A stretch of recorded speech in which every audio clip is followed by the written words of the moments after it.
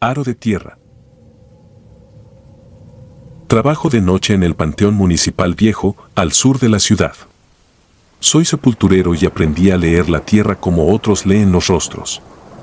De un trabajo salen cosas, medallas rotas, cadenitas que nadie reclama.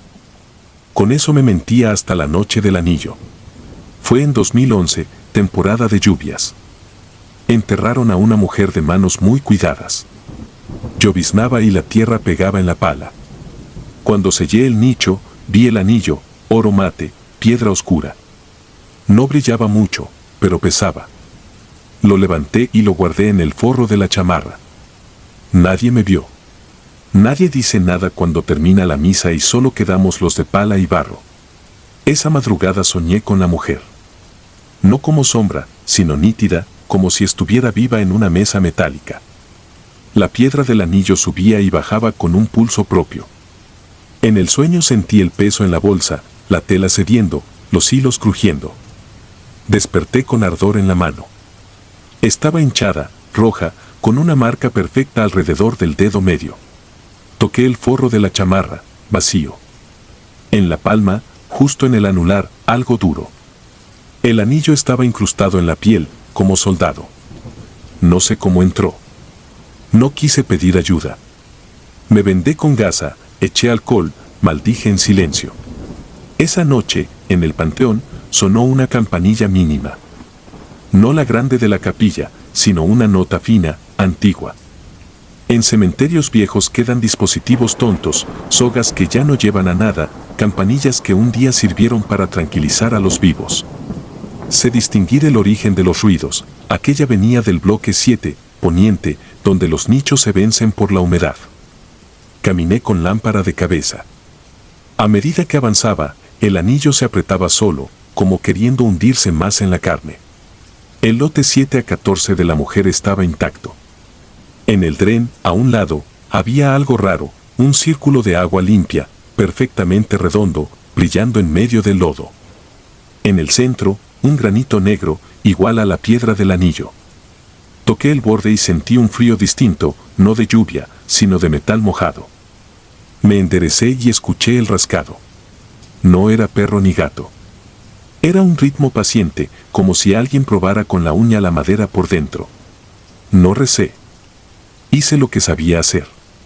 Con cincel abrí el sello y levanté media tapa. El anillo quemó, la mano se crispó.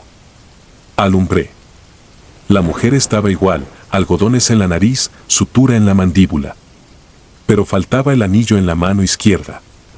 Miré la mía, la piel hinchada pulía el oro. Observé su rostro. Parecía esperar. Volví a cerrar. Regresé a la bodega y revisé la chamarra. En el forro había un contorno dorado, como de marca caliente. Nada más. Los días siguientes fueron largos. La mano latía como una cosa aparte. Dormía y despertaba con el peso metido entre los huesos. En la casa empecé a oír el mismo rascado del panteón, pero bajo el piso. Una tarde entró por la rendija de la puerta un hilo de agua que formó otro círculo perfecto y se evaporó sin dejar mancha. No pensé en maldiciones, pensé en gangrena, en torpeza, en perder la mano por avaro. Me callé. En este oficio no conviene hablar. Pedí permiso para revisar el sellado de la tumba por filtraciones. Cuando corrí 1 centímetro la tapa, la lámpara parpadeó. A oscuras, la campanilla sonó muy cerca, como si colgara de la oreja de alguien que giraba la cabeza. Metí la mano. Toqué tela fría, luego piel tensa. Sentí que me sujetaban el dedo. No apretaban fuerte, me probaban. Tiré. Algo tiró de vuelta. La uña del anular raspó mi guante. Me jalé con todo el cuerpo y caí de espaldas. Alguien se acomodó dentro con un ruido seco. Cerré como pude y me quedé sentado, sin aire. Esa noche, ya en la bodega, el anillo apareció, por fin, en el forro de la chamarra, limpio, seco, centrado sobre la marca. Estiré la mano para tomarlo. Me faltaba la yema del anular. No sangraba. Era como si la piel se hubiese cerrado alrededor de un hueco exacto. El anillo no me quedó. Lo guardé en un frasco de vidrio entre tornillos y llaves viejas. Seguí trabajando. El panteón no espera. Empecé a ver más círculos de agua limpia en sitios sin pendiente. A veces la campanilla sonaba a 2 metros de mí y no había nadie. Los perros dejaron de entrar en el turno nocturno. La gente del barrio empezó a decir que del lote 7 a 14 salía un perfume leve, como a talco. Yo asentía sin comentar. En la lengua me quedaba un sabor a metal. El frasco del anillo no se quedaba donde lo dejaba. A veces amanecía más cercano a la puerta, otras en el suelo, siempre intacto. Una vez lo encontré sobre el mapa de lotes, justo encima del cuadro 7 a 14. Lo tomé y lo llevé a la tumba. No abrí. Solo dejé el frasco en el dren y me senté a escuchar. Llovía muy fino. El agua hacía hilos y el frasco quedó medio enterrado. Me quedé hasta que amaneció. Cuando regresé por él ya no estaba. En su lugar había otro círculo de agua, tan perfecto que parecía dibujado con compás. Después de eso, la hinchazón de la mano bajó, pero el peso no se fue. A rato siento que el anillo sigue puesto del lado de adentro, apretado contra el hueso faltante. A veces me despierto con la palma fría como si hubiese dormido agarrando metal mojado. No intento explicarlo. El cuerpo aprende a callar lo que lo sostiene. En el registro, sobre la línea de la difunta, escribí algo que nadie lee: no abrir sin necesidad. Lo hice con lápiz, al margen, pequeño. No es procedimiento ni reglamento. Es defensa propia. El panteón tiene memoria y a veces la presta para que uno aprenda. Yo aprendí. Ahora escribo esto en la bodega, con la mano envuelta y la lámpara parpadeando. Si alguien encuentra estas hojas, entienda, en los panteones la tierra devuelve lo que no acepta. No siempre con gritos. A veces con señales mínimas, una marca dorada en una tela, un círculo de agua limpio en medio del lodo, una campanilla que suena donde ya no cuelga ninguna. Aquí lo aprendí y me alcanzó. A veces basta con quedarse quieto y contar los segundos entre cada sonido, como quien toma el pulso a un enfermo que no quiere despertar. Si algún curioso entra de noche a robar una joya, creerá que nadie lo vio. Tardará en saber que lo que falta del otro lado empieza a faltarle también a él. Yo lo sé, cierro la mano y el hueco responde, se ajusta, como algo que se acomoda para dormir. El anillo ya no está en mi chamarra ni en la tumba. Está donde debe, adentro, apretado contra el hueso que falta, respirando cuando respiro.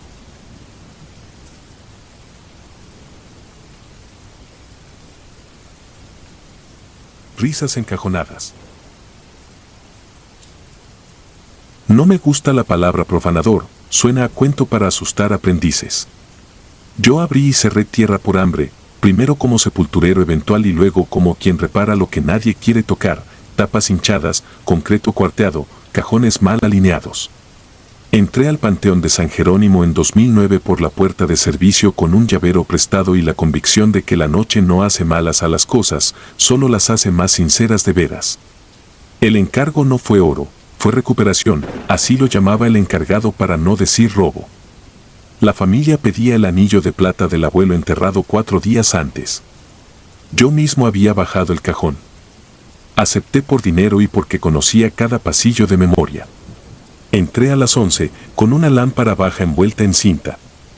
El velador se había ido al baño del fondo, sabía cuánto tarda el grifo en llenarse. Caminé contando losas como quien reza, en el muro nuevo la cal aún olía fresca, la foto en porcelana devolvió mi luz y sentí que me miraba alguien que no estaba. Las tapas de ese corredor se cerraban con autoperforantes.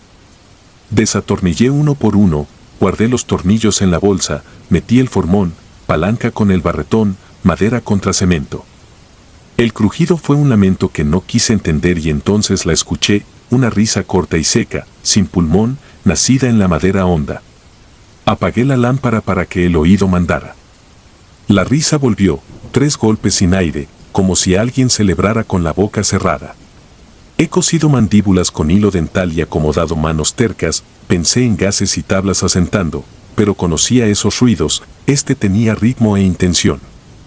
No me detuve, detenerse en un muro de nichos a medianoche es ponerse a pensar. Retiré la tapa, el olor me corrigió, no dulzón, no podredumbre, era frío de escarcha, hierro húmedo, agua de pozo. La luz mostró la cara que yo había visto al cierre, pero con gesto distinto, labios retraídos, hueco negro de boca abierta, piel tirante como si alguien hubiera tirado de adentro, no parecía mueca de gas, parecía un recuerdo de risa detenido, un gesto repetido en silencio. Metí la mano por el cuello de la camisa buscando el hilo del anillo. Los dedos se entumieron aunque la noche era caliente. Toqué primero la cadena, tibia en oleadas mínimas, como un párpado que tiembla. No era física solamente. Encontré el anillo torcido entre los dedos rígidos, lo jalé con cuidado hasta sentir que algo cedía.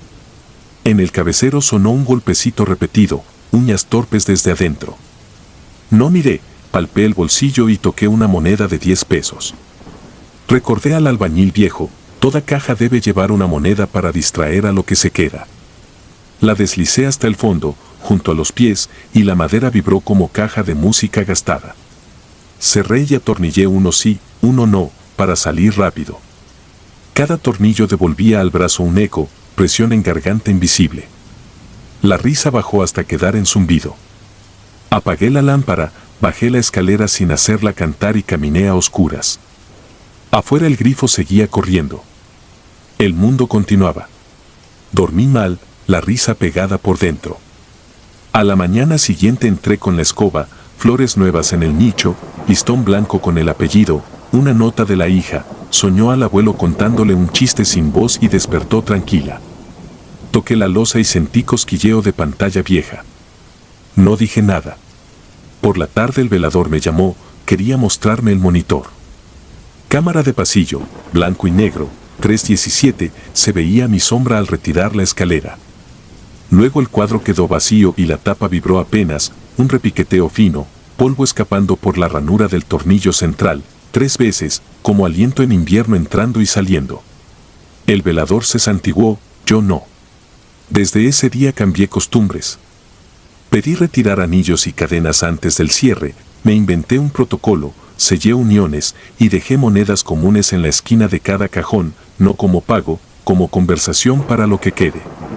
Pasaron semanas sin ruido. Volví a sentirme solo. Hasta que una madrugada, barriendo hojas junto a la capilla, escuché de nuevo esa risa seca, contenida. No venía de la calle ni de la radio, venía del subsuelo. Seguí el sonido como se sigue a un mosquito, me llevó al mismo corredor, al mismo nicho. Acerqué la oreja, el cemento entregó una vibración que subía y bajaba como marea mínima. No abrí. Me senté en la banca junto a la reja y esperé a que amaneciera. La luz no cura, solo ordena. A mediodía la hija volvió con veladoras, me dio las gracias por el cuidado. Dijo que soñó otra vez con su padre, riéndose sin voz, moviendo los hombros, que al final le tendía una moneda brillante. Le di fuego, la vela encendió a la primera. Esa tarde, por necio, subí la escalera, quité el tornillo del centro para asentar mejor. La madera se había hundido 1 milímetro, el polvo dibujó una media luna gris. Pasé el dedo, quedó una sonrisa perfecta. Ajusté y apoyé la frente en el cemento. Debajo solo calma espesa y una tibieza remota. No cuento esto para espantar, lo cuento porque abrir y cerrar no es técnica, es trato. Nadie enseña la parte del trato que no se firma. El panteón no guarda silencio, guarda memoria. Hay risas que no son burla ni amenaza, son una forma de seguir aquí, una broma que no se quiere gastar. La madera la recoge, el cemento la ata, el vigilante la escucha sin entender, el video la sugiere, yo la cargo cuando me quedo quieto y el aire deja de pesar. Si alguna vez pasa de noche junto a un muro de nichos y siente que el polvo se le pega al labio, no maldiga, respire, escuche si la risa viene de adentro o de usted, y siga caminando, no cuente tornillos, no busque la ranura, deje una moneda en el bolsillo, dele algo que contar, a mí me funcionó. Desde entonces ya no me río en cementerio, dejo que se rían los de adentro, los que aún se acuerdan de su chiste. Entonces,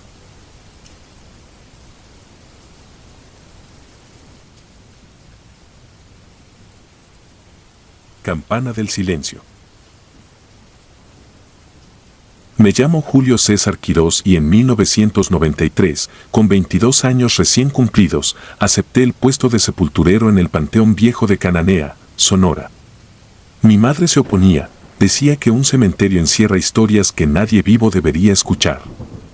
Yo necesitaba trabajo y, francamente, creía que los muertos descansan sin aspirar a molestar a nadie. Me equivoqué. El panteón se extiende en terrazas polvosas que miran a una mina abandonada. Cruces oxidadas, nichos hundidos y lápidas agrietadas conviven con los nuevos mausoleos de mármol que familias adineradas levantan para borrar la pobreza de sus raíces. Cada tarde, cuando la luz anaranjada cae sobre los montículos, las sombras parecen agrandarse, entonces verifico candados, repongo flores caídas y recojo veladoras derretidas. La rutina había sido monótona hasta el Día de Muertos de 1995. Aquella mañana, mientras abría el portón principal, percibí un perfume a azahares que no provenía de las ofrendas. Era un aroma frío, inadecuado para el desierto. Pensé que alguna visitante llegaría temprano, pero el pasillo estaba vacío. Al pasar junto a la tumba de la familia Zamorano, una de las más antiguas, cubierta por una reja negra, mis llaves tintinearon solas, como si manos invisibles las golpearan. Hacia las 11, tomé un descanso a la sombra de un ciprés. Levanté la vista y la vi, una niña de vestido blanco, parada a unos 30 metros, descalza sobre la grava. El sol caía de lleno, pero su rostro era un óvalo borroso, quemado por la luz. Permaneció inmóvil. Avancé con cautela y pregunté si estaba perdida. No respondió. Cuando intenté acortar la distancia, giró con una gracia inexplicable y se internó entre las hileras de tumbas. Corrí tras ella. Al doblar la primera esquina, se había desvanecido. Conté el incidente al encargado municipal cuando vino a cobrar mi quincena. Sonrió con desdén y sugirió que el calor me jugaba una mala pasada. Preferí callar. Sin embargo, las semanas siguientes la visión se repitió. A veces emergía detrás de un mausoleo por la tarde, otras, al amanecer, cuando el cielo apenas clareaba. Siempre distante, siempre sin rostro. Empecé a dudar de mi cordura. Descubrí un patrón inquietante, cada aparición coincidía con la descompostura de alguna campana salvavidas. Entre finales del siglo XIX y principios del XX, muchas familias temían que un pariente fuera enterrado vivo. Instalaban un tubo hueco rematado por una campana para que el infortunado pudiera tocarla desde el ataúd. En Cananea sobreviven 4 de esos artilugios. Tras ver a la niña, una campana apareció arrancada, con la cuerda colgando hacia el féretro. No había huellas ni tierra removida. La noche del 14 de diciembre, un viento gélido sopló desde la sierra y trajo polvo cobrizo. Me tocaba guardia. Prendí un quinqué dentro de la caseta de herramientas. Al filo de las 2, un tintineo metálico cortó el silencio. Era seco, rítmico, ninguna brisa lo explicaba. Salí con la lámpara temblándome en los dedos. El sonido provenía de la tumba Zamorano. Crucé el pasillo, sorteé jarrones vacíos y coronas marchitas. Cuando al fin llegué, la campana pendía inmóvil, pero un empañado aliento helaba el metal. Sentí que alguien respiraba dentro del ataúd. A partir de entonces, el cementerio empezó a mutar. Cada mañana aparecían velas negras deshechas sobre las losas, restos de animales sin sangre colgaban en las cruces, círculos de sal manchaban la grava. Reconocí signos de brujería. Avisé al párroco del pueblo y roció agua bendita sin demasiada fe. Antes de irse, apoyó una mano en mi hombro y murmuró que algunos espíritus no buscan consuelo sino testigos. Esas palabras resonaron días después, el 2 de enero de 1996, cuando hallé la puerta de la cripta Rodríguez entreabierta. Allí descansan los restos de Amalia Rodríguez, 7 años, muerta en 1908 por difteria. Vestido blanco, guantes de encaje, urna de cristal. El vidrio estaba empañado desde dentro, 2 huellas diminutas marcaban el vaho reciente. Nadie más poseía las llaves. Un hilo de frío recorrió mis vértebras. Revisé los archivos, rumores decían que Amalia fue enterrada viva. Su familia solicitó una campana salvavidas, pero la municipalidad la negó por superstición. El acta la declaraba muerta antes del entierro, Sin embargo, un cronista local mencionaba golpes bajo la tierra durante el sepelio. Tragando saliva, comprendí, el fantasma de una niña que nunca pudo tocar su campana reclamaba algo. Decidí excavar. Quizá encontrar la campana perdida le daría paz.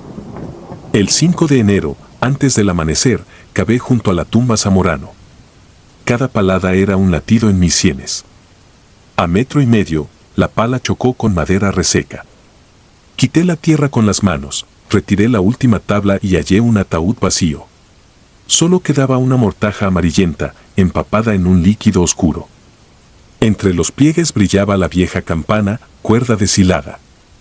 La levanté, el metal helado vibró con un zumbido sordo que me nubló la vista. Al alzar la mirada, la niña estaba a un paso, flotando. Su vestido ondeaba en un aire inmóvil, su rostro era un agujero sangrante, sin ojos ni boca, como si la tierra hubiera succionado la carne. Extendió las manos.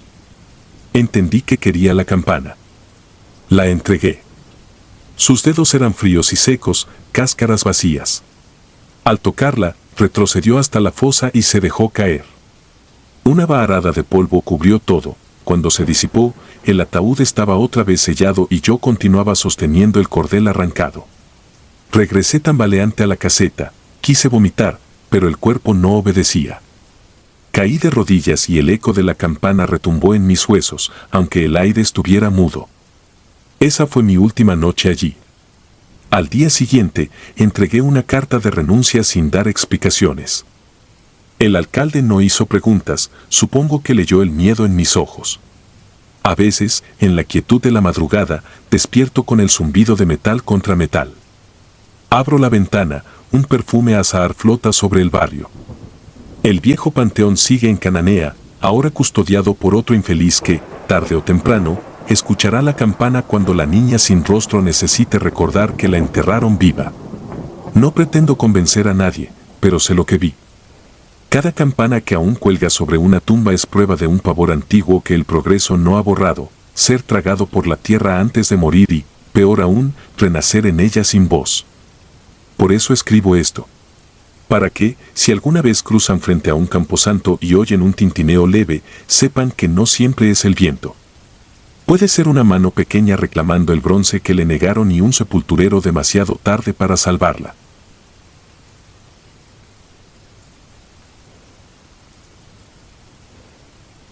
La tumba inválida. No sé si escribir esto me libre de las voces que aún resuenan en mis oídos, pero necesito contarlo antes de perder la cordura. Me llamo Raúl Cantú, y en 1987, cuando recién había cumplido 21 años, acepté un trabajo nocturno como sepulturero y velador del antiguo Panteón Municipal de Saltillo, Coahuila. Era un cementerio colonial, encajonado entre dos laderas áridas y cercado por muros de cantera roja. Durante el día lucía tranquilo, pero en la madrugada parecía emanar un pulso opresivo, como si debajo de la tierra algo midiera nuestros latidos. El administrador me advirtió que debía patrullar cada 2 horas para ahuyentar vándalos. Me entregó una linterna de pilas gastadas, un juego de llaves herrumbrosas y un cuaderno donde los veladores anteriores registraban incidentes. El último nombre escrito era el de don Abel Silos. Junto a su firma, leí una frase torpemente tachada: no contestes si te llaman desde la fosa 217. Aquella misma tarde conocí a don Silos, venía de retirarse. Tenía barba entrecana, ojos hundidos y un temblor sutil en los dedos. Me estrechó la mano con un agarre sorprendentemente fuerte. Cuida tu oído más que tu vista, murmuró. Aquí los vivos se notan, los otros se ocultan hasta que los escuchas. Lo tomé por superstición de viejo. No imaginé entonces cuánto me serviría ese consejo. A eso de la 1 de la madrugada inicié mi primer recorrido. La luna menguante apenas rozaba las lápidas de mármol. El aire helaba la respiración. Todo se sentía inerte hasta que escuché un carraspeo ahogado proveniente de algún punto entre los nichos. Alumbré sin ver nada, tal vez era un gato. En la bitácora anoté el ruido y continué. Cerca del mausoleo de la familia Ochoa noté que alguien había removido una vieja campanilla de bronce, de aquellas que a finales del siglo XIX se instalaban sobre ataúdes, conectadas por un hilo para quien despertara sepultado vivo. Esta se alzaba sobre la fosa 217. El tañido era tan suave que pensé que el viento me engañaba. 3 noches más tarde, a las 2:43 de la mañana, la campanilla sonó de nuevo, nítida y rítmica, clink, clink, clink. Me acerqué con el corazón martillando. La lámpara apenas alumbraba 2 metros adelante. Frente a la fosa, distinguí una figura agachada. Sus manos huesudas tiraban del cordel de la campana con desesperación. No alcancé a verle el rostro, un sombrero polvoriento le cubría media cabeza. ¿Necesita ayuda?, pregunté, con un hilo de voz. No respondió. El tintineo cesó. Entonces se giró hacia mí. Le colgaba la piel como una máscara húmeda y los ojos parecían fosas secas, donde debía haber pupilas solo había un brillo sanguinolento. Di un paso atrás y, en un parpadeo, se desvaneció.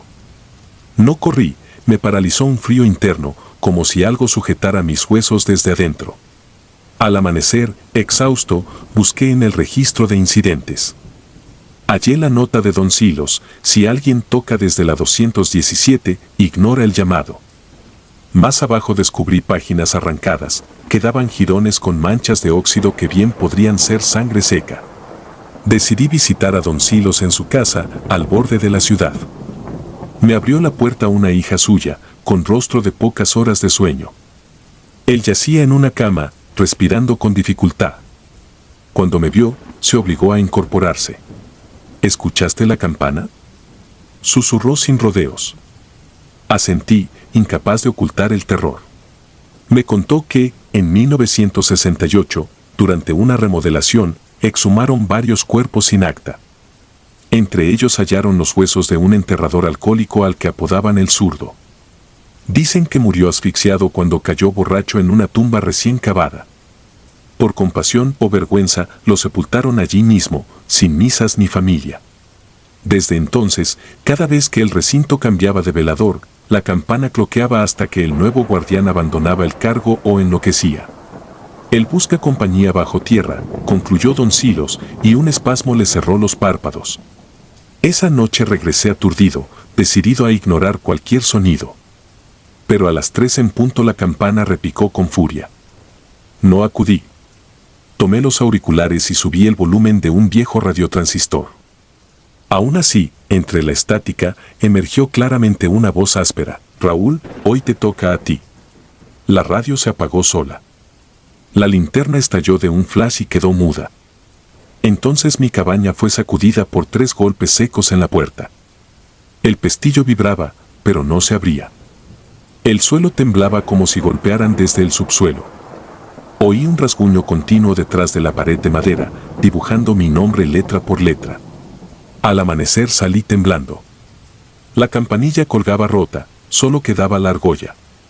Al pie de la fosa había huellas recientes de botas viejas y la tierra removida, como si alguien escarbara desde dentro.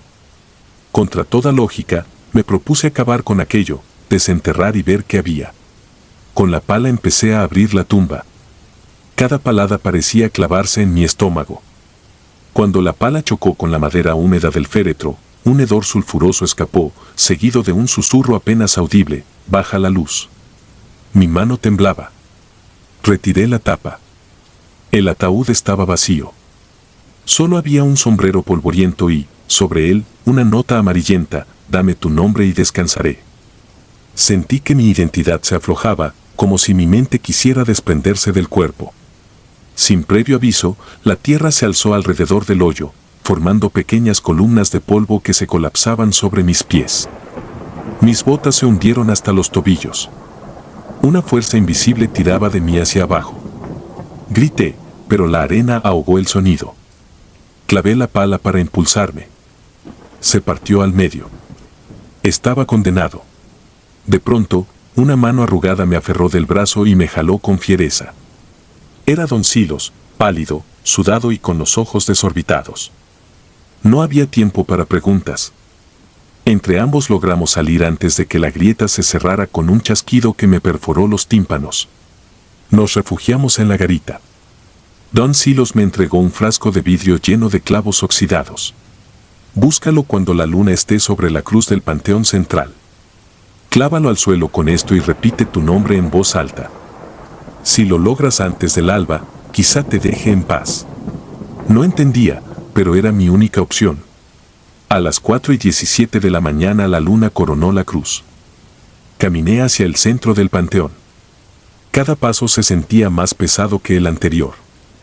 Cuando alcancé la platea de piedra, el zurdo apareció a contraluz, la túnica ondulando como aceite oscuro. No hablaba, la campana inexistente sonaba dentro de mi cráneo. Hundí el primer clavo en la tierra. El sonido metálico retumbó como un alarido lejano. Pronuncié mi nombre, Raúl Cantú. El zurdo avanzó, extendiendo brazos larguísimos que retozaban como raíces. Cada clavo que clavaba cortaba el aire con un chirrido y hacía retroceder aquella sombra unos pasos, pero también amenazaba con deshacerme por dentro. Sentía que algo desgarraba mis recuerdos, intentando arrancar cada escena viva de mi memoria. Con el último clavo, la figura se detuvo. Se llevó ambas manos al rostro inexistente y se deshizo en una nube cenicienta que se incrustó en el suelo. El campo santo quedó en un silencio que me reventó los oídos. Me desplomé de rodillas, incapaz de llorar. El chirriar de la campanilla murió al fin. Al amanecer, el administrador halló 7 clavos oxidados formando un círculo perfecto. Me despidieron esa misma mañana, argumentaron negligencia, pero vi el pánico en sus pupilas. Nadie aceptó el trabajo durante años. El panteón quedó sin velador nocturno. Jamás volví. Sin embargo, cada aniversario, entre el 8 y el 9 de agosto, despierto a las 3 de la mañana con el eco de un campaneo distante. Y durante unos segundos mi dormitorio huele a tierra húmeda y óxido. No sé si esto sirva para prevenir a alguien o si simplemente he transferido mi maldición a quien lo lea. Solo puedo aconsejarte, si alguna vez escuchas que una campana suena bajo tierra, no atiendas el llamado ni pronuncies tu nombre cerca de esa tumba. Porque hay muertos que ya no buscan descanso, sino relevo. Ahora, mientras escribo la última línea, acabo de oír un leve cling en el pasillo. Y esta vez, no tengo clavos a la mano.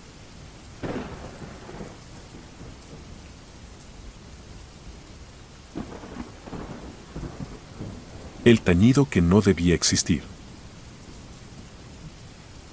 Siempre he creído que los cementerios guardan silencio por respeto a los muertos, pero descubrí, muy tarde, que hay silencios que solo ocultan un llamado sin voz. Mi nombre es Mateo Ramírez y desde 2018 trabajo como sepulturero en el Panteón Municipal de San Jerónimo, Jalisco. Acepté el empleo porque necesitaba pagar las medicinas de mi madre. Jamás imaginé que las noches terminarían reclamando algo más costoso que dinero.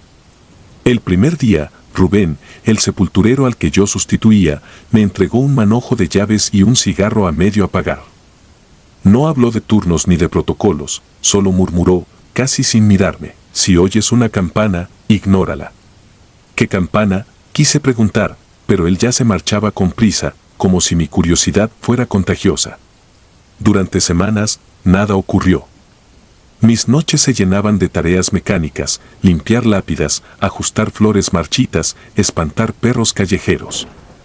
Aprendí a reconocer la rutina del viento entre las cruces de hierro y la manera en que la humedad sube desde las fosas recién cavadas.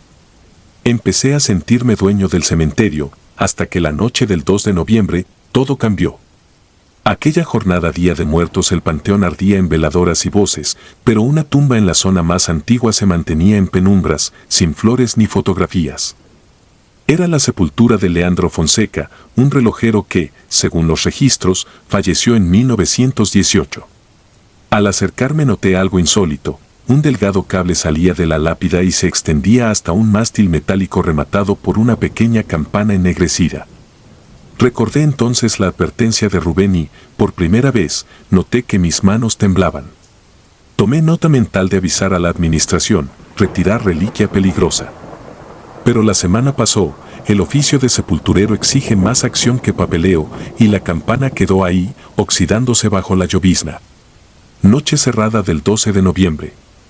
Vigilaba los pasillos con mi linterna cuando el aire cortó de golpe la humedad usual. Un tintineo claro, nítido, vibró a la distancia. El sonido viajó entre cipreses como un dedo helado buscándome la nuca. Me giré y la vi mecerse, la campana de Fonseca oscilaba con un ritmo insistente, casi desesperado. Mi lógica buscó refugio en lo práctico, el viento, acaso un gato. Aún así, no avancé. Permanecí plantado, con la linterna temblando, oyendo ese repique breve, silencio, repique, silencio, cada intervalo idéntico, como el pulso de un reloj. Apagué la linterna para convencerme de que nada pasaba. Oscuridad total. Entonces, detrás de mí, otra campana idéntica respondió con un sonido más grave. Sentí las piernas ceder. Yo sabía que solo había una en todo el cementerio. A la mañana siguiente pedí los expedientes antiguos. Encontré un recorte amarillento: familia Fonseca entierra a su patriarca con garantía de vida ante miedo a la catalepsia. El texto describía la moda victoriana de colocar campanas conectadas al ataúd por un cordel, por si el difunto despertaba bajo tierra. El mismo archivo confirmaba que 3 semanas después de aquel entierro, vecinos denunciaron repiques nocturnos. El informe terminaba abruptamente: encargado de entonces atribuyó ruidos a vándalos. Campana no retirada. Esa tarde llamé a Rubén. Su teléfono sonó sin respuesta. En su buzón, mi voz sonó más temerosa de lo que admitiría. ¿Qué hiciste con la campana, Rubén? Las noches siguientes fueron un régimen de insomnio. Dormía en una caseta al fondo del panteón y cada crujido me disparaba el pulso. Coloqué algodón en mis oídos y aún así juraba sentir vibraciones en el aire, un tintineo fantasma que se filtraba por las rendijas del sueño. El 17 de noviembre resolví terminar con el asunto. A las 23 agarré pala, linterna y un destino: la tumba de Leandro. La campana permanecía inmóvil, pero el cable parecía recién tensado, como si alguien lo hubiese jalado con fuerza.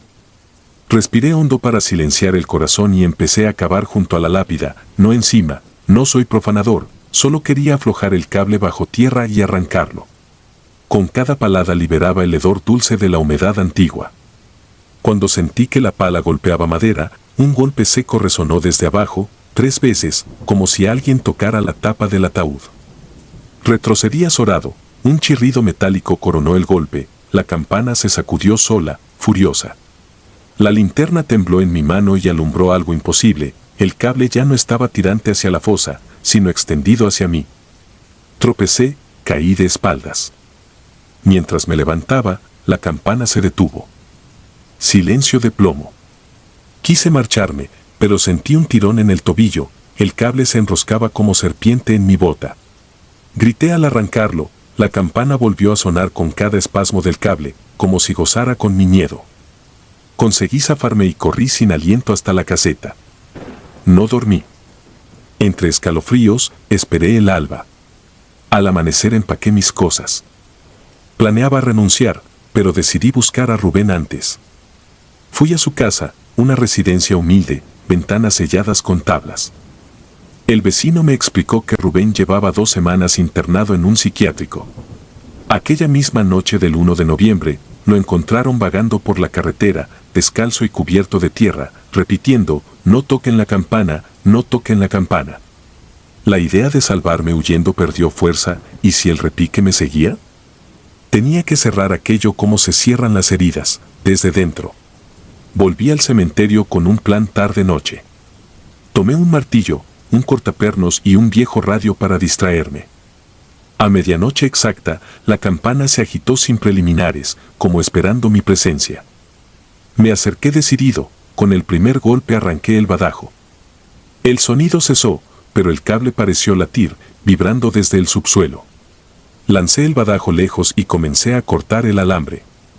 El reloj del móvil marcaba las 07 cuando la tierra se hundió como un pulmón que exhala. La lápida se agrietó y la fosa se abrió en una luz de tierra negra. Dentro, el ataúd estaba partido, la tapa rota hacia afuera. No había cadáver, solo restos de madera y sogas desgastadas. Una oleada de frío nauseabundo me empapó.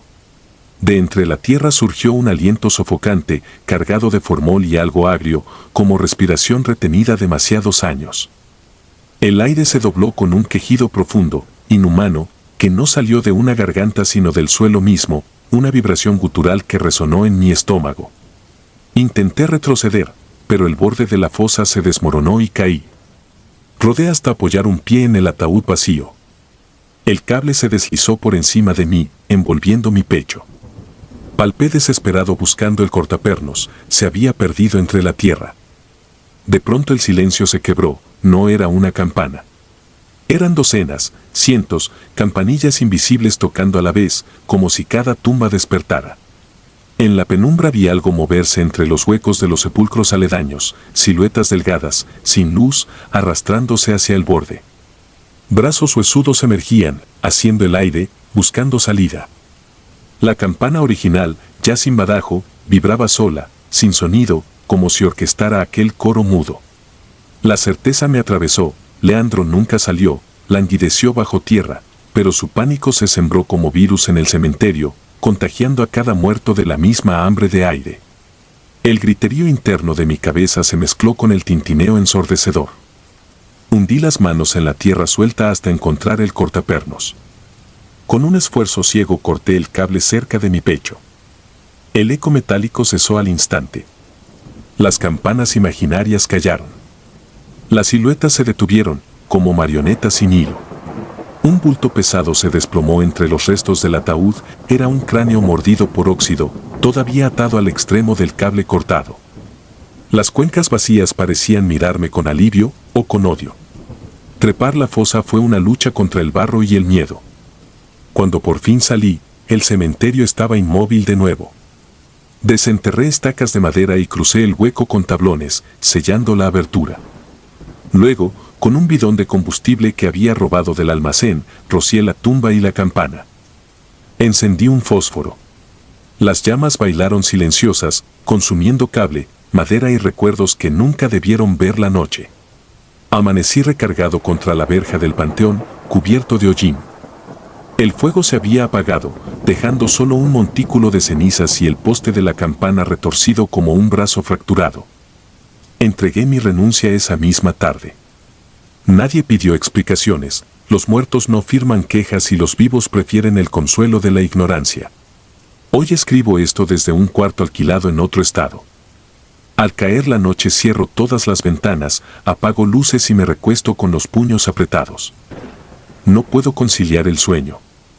En el silencio, a veces, juro percibir un eco lejano, tac, tac, como un pequeño badajo invisible golpeando metal que ya no existe.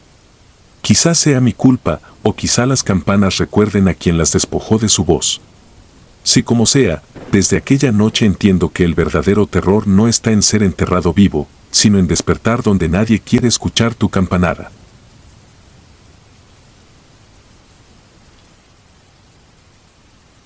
Pico Negro. Tenía 23 años cuando acepté el puesto de velador nocturno en el Panteón Municipal de San Pablo Etla, Oaxaca. Era 1993, mi hermana menor cursaba el bachillerato y cada libro nuevo se convertía en una deuda que no podía cubrir con el sueldo de ayudante de ferretería. Acepté, sin pensar demasiado, después de todo, los muertos pagan poco pero no discuten. Desde fuera, el panteón parecía un campo sembrado de cruces torcidas. La reja chirriaba con un lamento largo que se pegó a mi memoria como brasa húmeda. Don Fermín, el administrador, me entregó un manojo de llaves, una libreta de incidentes y un farol de pilas medio descargadas. Si escuchas campanillas, sigue de largo, fue todo su consejo. Sonreí por educación, todavía era un incrédulo. La primera semana fue casi monótona. Caminaba entre tumbas frescas flanqueadas por coronas marchitas, apuntaba en la libreta el estado de los candados y regresaba a la caseta a matar hormigas sobre el escritorio. Sin embargo, cada noche, exactamente a las 12:15, un pájaro descomunal surcaba el firmamento y se posaba en la loma vieja, la sección más antigua del cementerio. Bajo la luz mortecina del farol, el animal parecía un jirón de sombra, un bulto que oscilaba entre monumentos corroídos por la lluvia. 2 veces le arrojé piedras. 2 veces respondió con un batir de alas tan poderoso que levantó polvo y pedazos de yeso. Mi curiosidad creció hasta volverse obsesión. En tardes libres hurgaba en los registros municipales. Descubrí que, a finales del siglo XIX, la ciudad expulsó de la zona a varias curanderas acusadas de brujería, una en particular, apodada la Mozófila, negaba ser humana y decía alimentarse de tuétanos recién enterrados. No había pruebas, solo rumores, pero las fechas coincidían con el origen de los nichos más antiguos. La octava noche ocurrió el primer sobresalto serio. Seguí al pájaro hasta la loma vieja y lo encontré clavando el pico contra la tapa de un viejo osario. El sonido era un tac-tac, sordo, obstinado, como martillo en hueso hueco. Cuando me acerqué, el ave giró la cabeza, el pico goteaba un líquido espeso, negruzco, que chispeó al caer sobre mi bota. Sentí olor a sangre rancia mezclada con brea. Grité. El animal abrió las alas, eran tan extensas que ocultaron la luna y desapareció con un chasquido. Aquella madrugada, de vuelta en la caseta, hallé un cuaderno guardado en el doble fondo del cajón. Pertenecía a don Hilario, el velador anterior, cuyo nombre apenas recordaban. Las últimas páginas estaban manchadas de tierra y sudor, pero pude leer: si suena la campana Cavazos, corre. Si la sombra posa sobre la piedra que lleva la cruz erguida, regresa al día siguiente y firma tu renuncia. Las frases descuadradas parecían escritas por un pulso que luchaba contra el temblor. La noche 10ª fue la más fría de noviembre. A las 12 en punto, la campana del mausoleo Cavazos, una campana de bronce pequeña colgada en 1901 por un poeta que temía ser enterrado vivo, repicó con una nitidez imposible. 3 notas graves, espaciadas, como pasos de alguien que se aproxima en la oscuridad. Recordé la advertencia, pero mi terco orgullo me empujó hacia la piedra abierta. El mausoleo olía a cera y humedad vieja. Sobre el mármol, un sendero de plumas negras se adentraba hasta un nicho vacío, donde el polvo aún se arremolinaba. Siguiendo el rastro llegué a un osario despoblado. Dentro había un nido tejido con retazos de vestidos antiguos, dientes humanos, mechones trenzados y monedas de cobre ennegrecido. Cada detalle era una blasfemia contra el descanso de los muertos. Un crujido me obligó a voltear. El pájaro se deslizaba lentamente por el muro, como si la gravedad le perteneciera. Plegó las alas, y en un latido se irguió sobre 2 piernas huesudas, el plumaje se derramó, tomó forma de faldones raídos, y ante mí apareció una anciana diminuta, de piel tan oscura que absorbía la luz.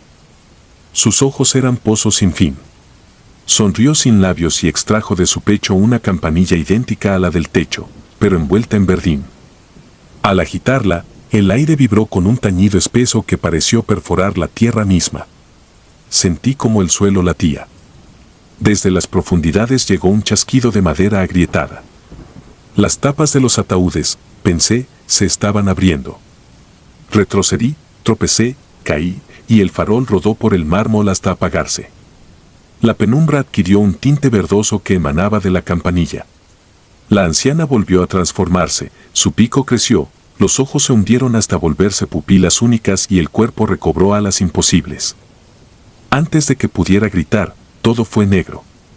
Desperté al amanecer, tendido sobre grava húmeda, con la camisa desgarrada y el bolsillo de las llaves vacío. A pocos metros, la campana Cavazos colgaba torcida, el bronce mostraba marcas de garras.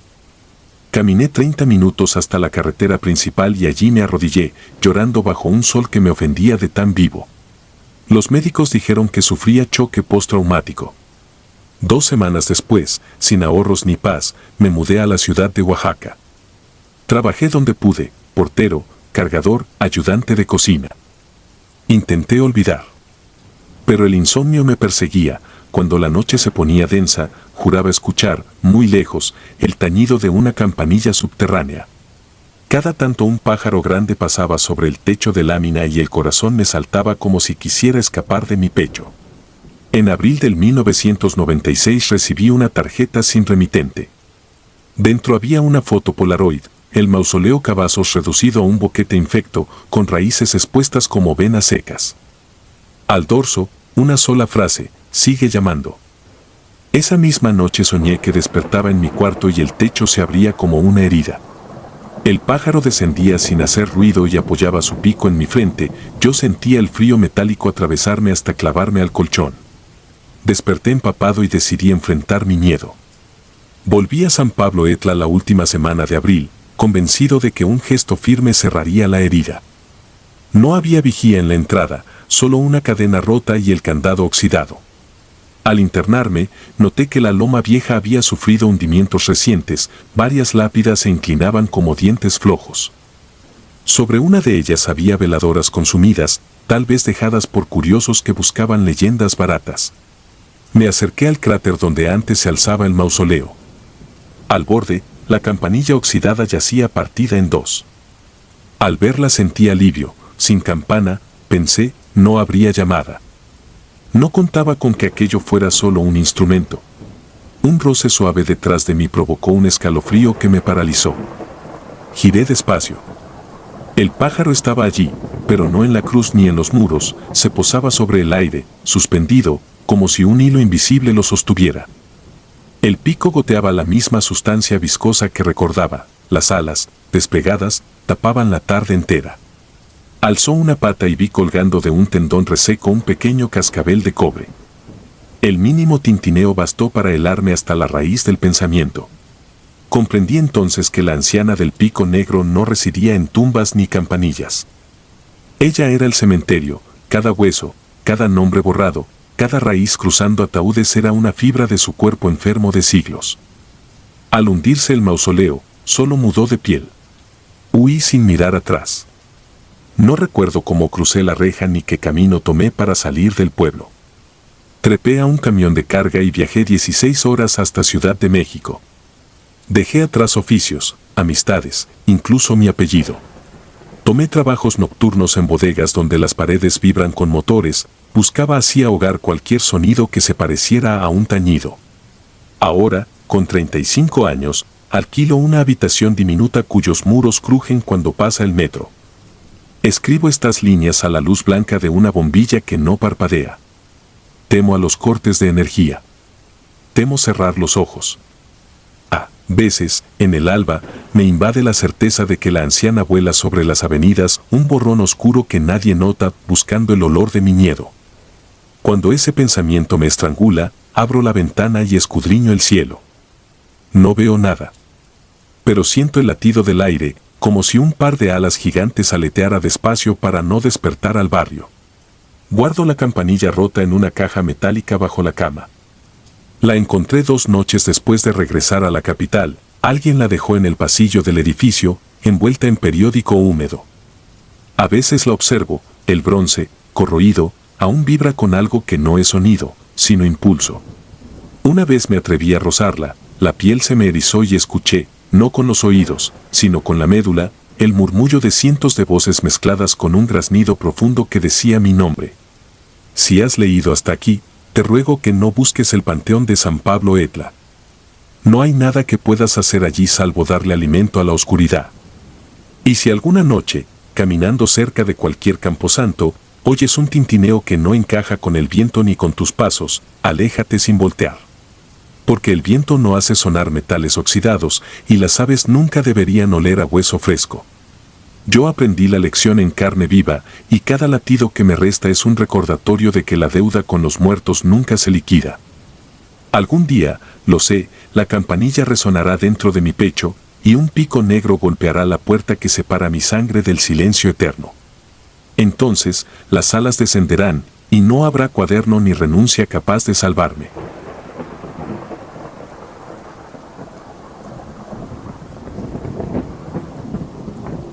Puño de calorías. Trabajo con la tierra desde antes de tener credencial. Al principio cavaba por encargo, luego me ofrecieron el salario fijo de sepulturero y acepté porque conocía los patios, las rutas, el modo en que la humedad cede cuando uno sabe leerla. Uno aprende cosas que no salen en ningún manual, el olor dulzón que avisa gas, el peso del lodo cuando hay ataúd de pino barato, el silencio distinto de las fosas hondas. También aprende a callar. De noche el panteón no suena igual que de día. Las lápidas parecen respirar. En 2014, cuando el ayuntamiento empezó a reutilizar espacios y hubo movimiento de nichos, me arriesgué a lo que jura uno que no hará. Fue una mezcla de miseria y soberbia. Yo sabía abrir sin romper, sabía cerrar sin dejar rastro. Un velorio caro deja huellas y un anillo bien ajustado puede pagar varias rentas. En el registro vi el nombre de una mujer enterrada con prisa, lunes lluvioso, bóveda de concreto nuevo y, según el rumor, joyas que la familia no quiso quitar por respeto. En la tarde pasé como quien riega, conté pasos, medí distancias con los ojos. En la noche regresé con una lámpara de mano, guantes y la palanca que usábamos para liberar tapas atascadas. El panteón a esa hora es un animal dormido que te deja entrar si no tropiezas. Caminé bordeando la pared de nichos, crucé por la fila de los niños y evité mirar sus fotos ovaladas que siempre parecen seguirte. No había luna. La bóveda de la señora estaba fresca, superficie áspera, la mezcla aún con ese polvillo que se pega a la lengua. Con la palanca levanté la losa superior solo lo suficiente para colar el brazo. Sabía dónde apalancar porque yo mismo había ayudado a vaciar esa tumba unas semanas antes. Si se hace sin nervios, no se quiebra nada. El interior expulsó aire. No fue mucho, un soplo tibio con olor a agua estancada y a flores cerradas. Dentro se sentía el cartón prensado del ataúd hinchado. A la izquierda, el hueco de los pies, a la derecha, donde esperaba la mano. Había visto a la señora en el traslado. Manos delgadas, dedos largos, anillo de oro con piedra cuadrada. Hice ángulo con el codo para no rozar la tapa. El guante crujió contra el cartón mojado. Toqué primero tela, luego piel fría que cede como cera. No pensé. Busqué el aro con las yemas. Lo encontré en el nudillo. Estaba apretado. En ese instante algo me sujetó la muñeca.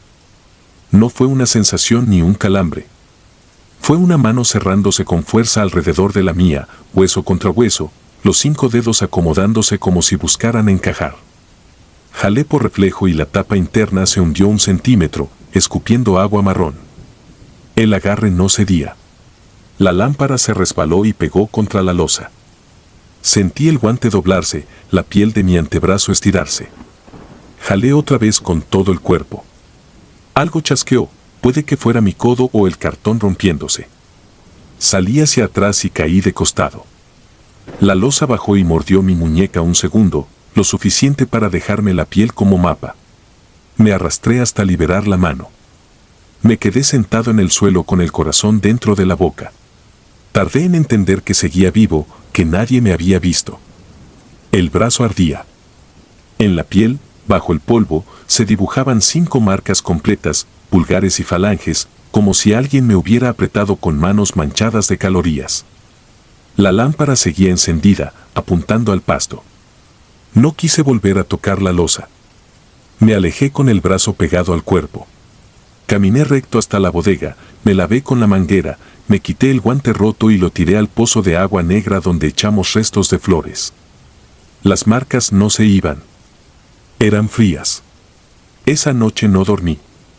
A la mañana siguiente llevaba manga larga aunque el calor era insoportable. No quería explicar nada. Un compañero, viejo de ojos pálidos, me miró como se mira a los perros que vienen del canal. Dijo sin decirlo que los gases pueden hacer que las cajas se muevan, que el cartón cede, que uno se asusta solo. Yo asentí. Me repetí todo el día que había sido eso. Que el agarre fue un pliegue, un hundimiento, un reflejo mío.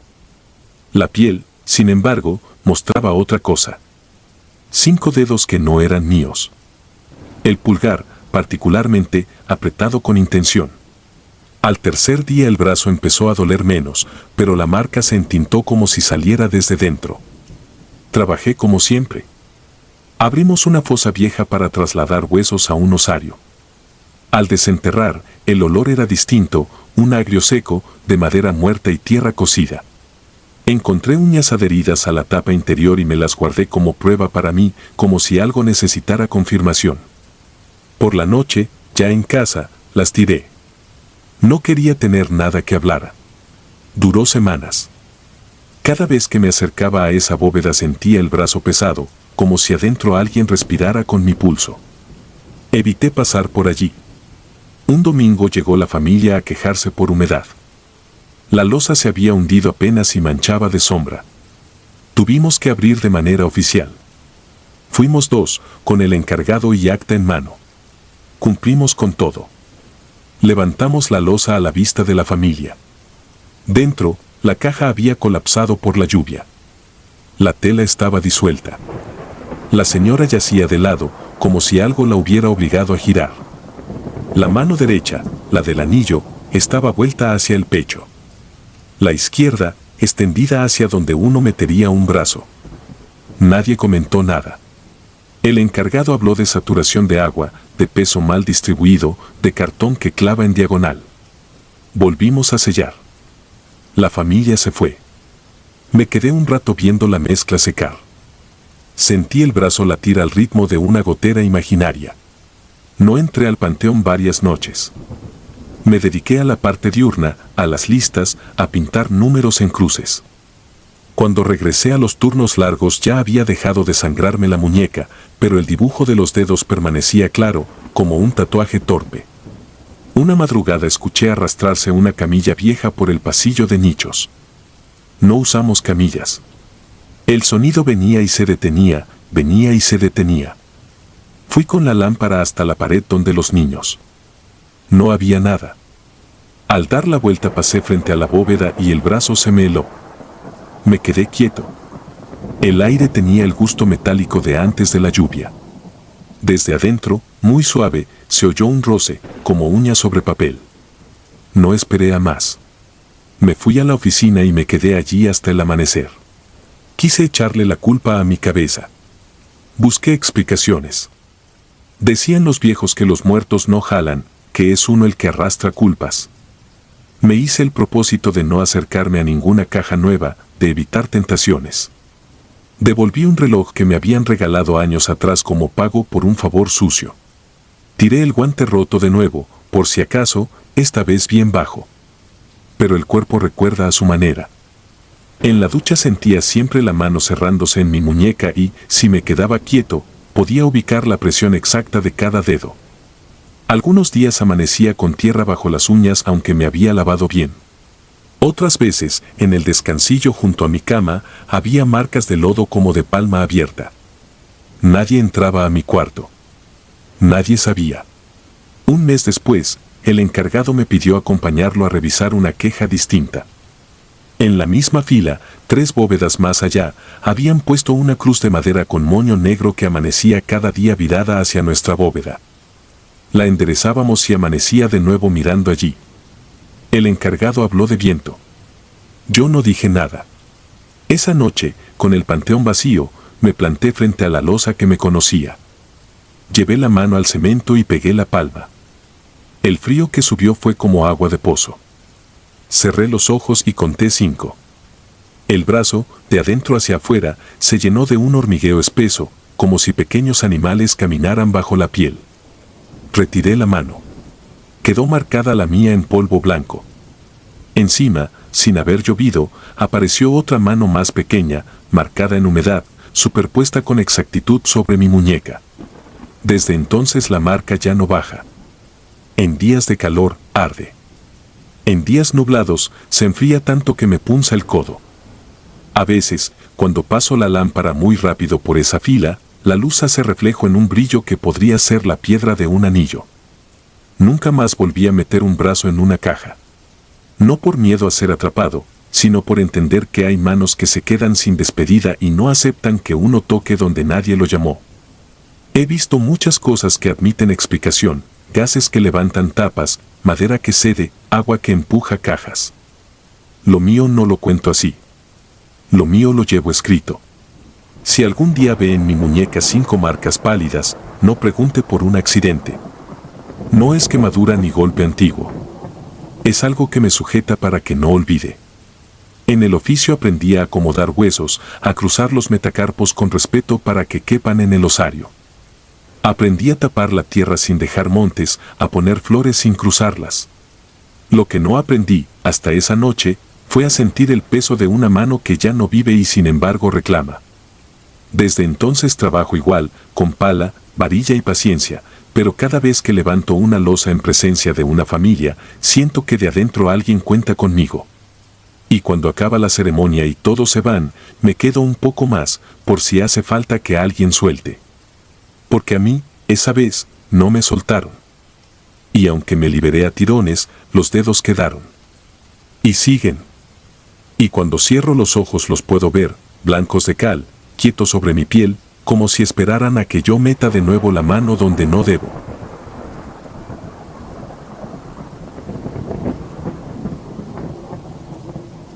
Ojos de fosa. No me hice sepulturero por romanticismo ni por necesidad urgente, sino porque aprendí a dormir sin sueños. En el Panteón de San Jerónimo, un cuadrado de tierra dura al borde de la carretera vieja, kilómetro 26, entre monte y ladrilleras, la gente se acostumbró a verme con la pala al hombro y la libreta de registros en el bolsillo izquierdo. Año 2012. Llevaba 3 temporadas de lluvias abriendo nichos, cambiando cruces torcidas, sacando huesos para reubicarlos en cajas más pequeñas. En los cementerios se aprende rápido que el tiempo no perdona ni a los nombres.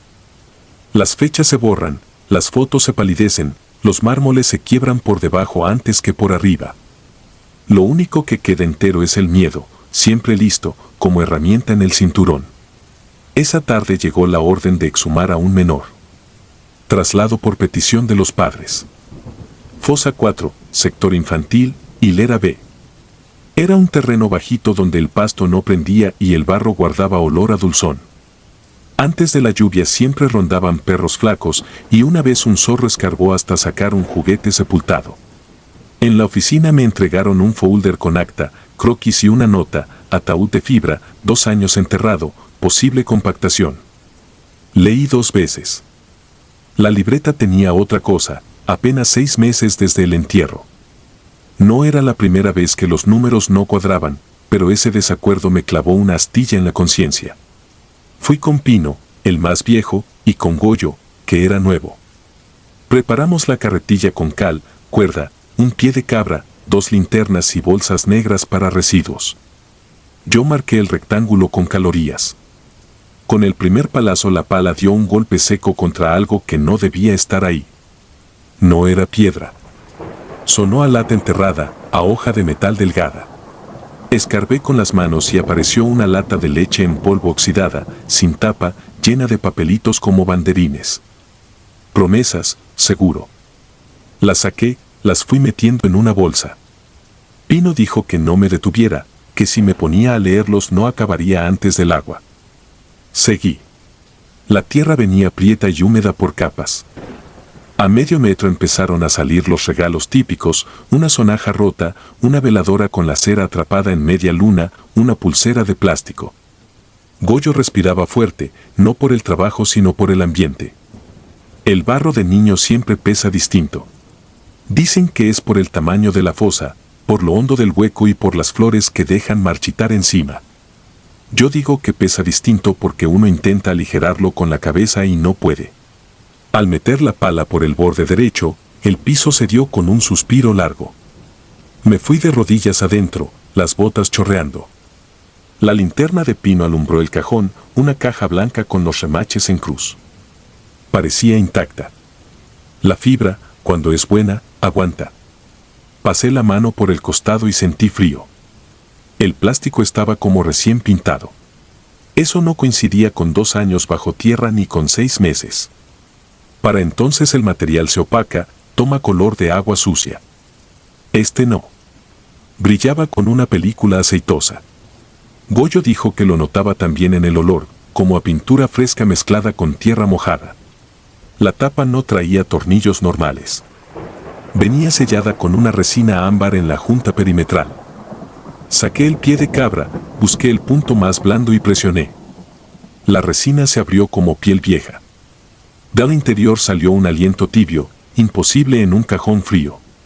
Era un aire que no olía a podrido, sino a cuarto cerrado de guardería, talco, tela plástica, colonia ligera, una nota de jarabe infantil. Me ardieron los ojos. Pino, que no se impresiona con nada, reculó un paso y me dejó el frente. Incliné la tapa. Adentro había espacio, aire y algo más que no supe nombrar de inmediato. No era el muñeco acomodado con foto en el pecho, ni la cruz de listón. Era la vertical quieta al centro del hueco, donde el aire se densaba como si tuviera forma. Mi mente buscó la lógica más cercana, gases, refracción de la linterna, mi propia respiración en polvo. Bajé la luz, luego la subí, luego la apunté a un lado, y la silueta siguió ahí, parada, chiquita, sin moverse. Me dije que era la tapa proyectando sombra. Abrí del todo. La figura se destacó contra la pared de barro, un niño delgado con piel gris tensa, sin brillo, como cáscara de higo verde, y 2 agujeros de sombra en vez de ojos. No pestañeaba. No respiraba. Pero estaba de pie, a la altura de mi cintura, apoyado apenas sobre la tierra húmeda, como si acabara de incorporarse desde el fondo.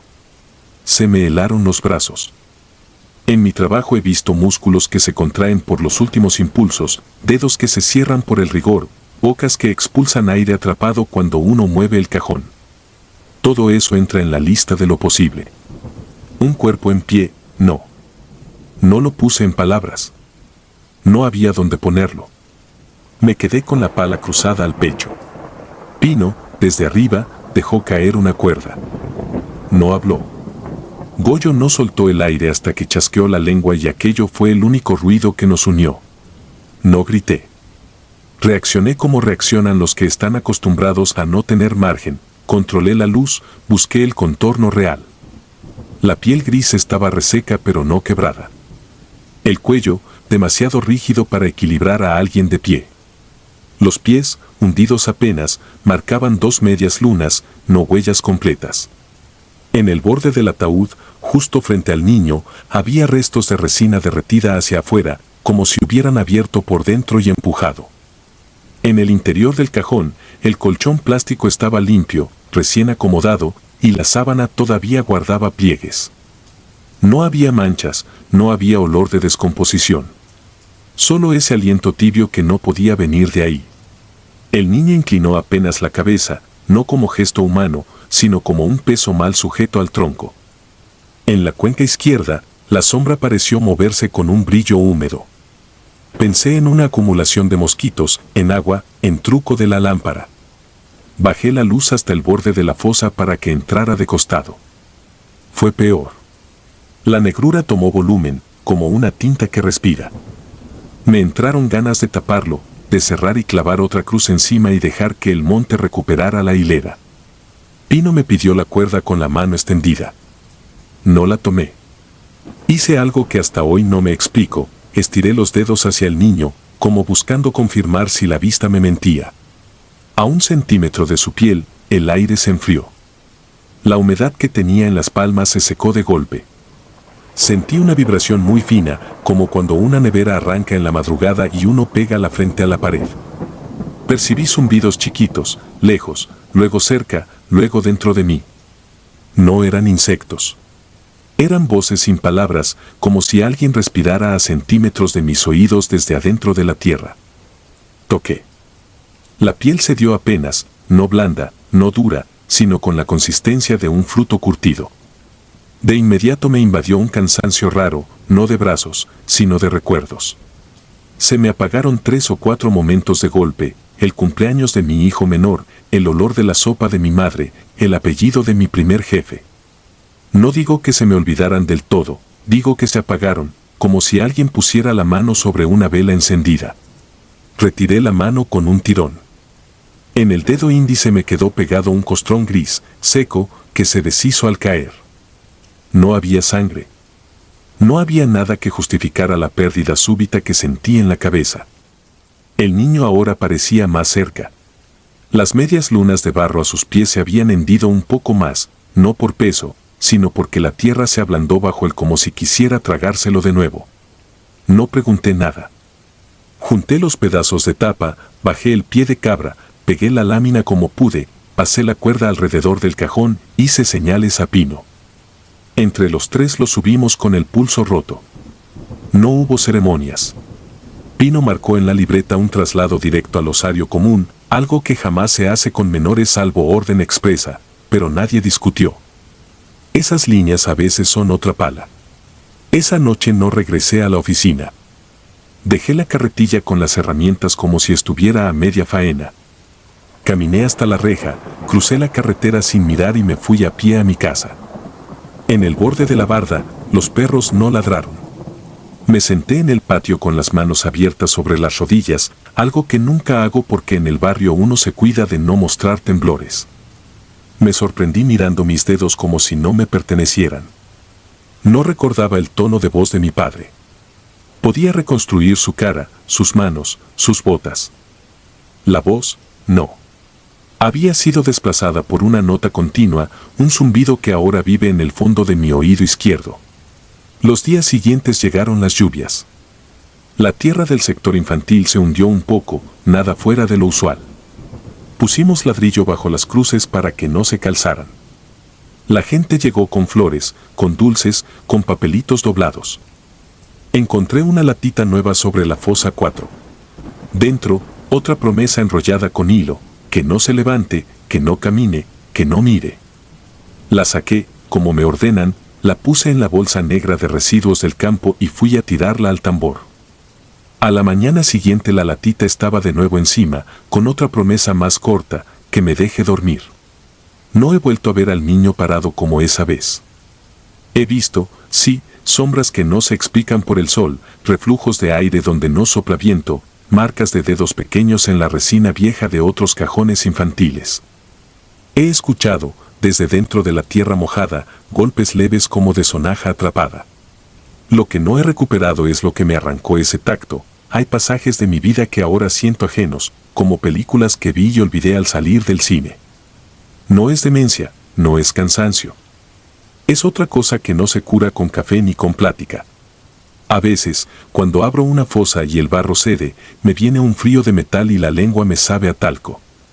Dejo la pala, respiro por la boca, cuento hasta 20, miro hacia el monte para sentir que sigo aquí.